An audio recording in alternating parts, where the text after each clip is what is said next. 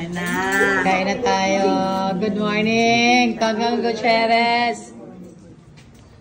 Pinsan ka nga ni Art, no? Ang pinsan nga kayo, no? Yung fast ano ba yan? Yung pink? Pare Sylvia Sanchez masaya na nadala ang kanyang mga kapwa-artista sa kanyang hometown sa Nasipit, Agusan del Norte. Ito nga ang kanyang humble home sa Mindanao. Nandito ngayon sina Janice de Belen.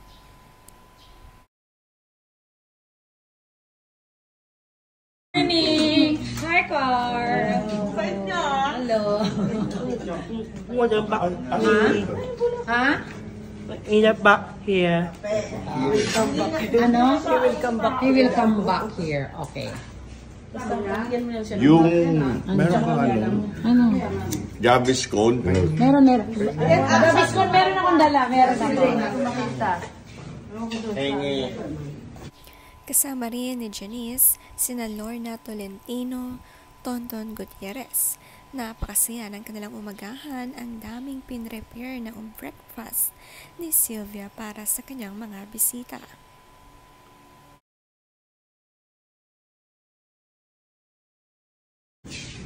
Pinsan ka nga ni Art, no? Ang pinsan nga kayo, no? Yung fast ano ba yan? Yung pink? Pareho kayong sakit. O, Chong. Kain ka na, Chong. Ginamos, Chong. Bigyan kita ginamos. Sandali. Ginamos. Ito lang ginamos, te.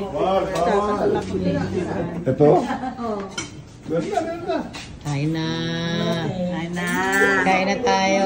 Good morning, Kagang Gutierrez. Welcome to Nasipit. Oh, yeah. Ayon niya kay Sylvia, sila ay gagawa ng pelikula dito sa Nasipit.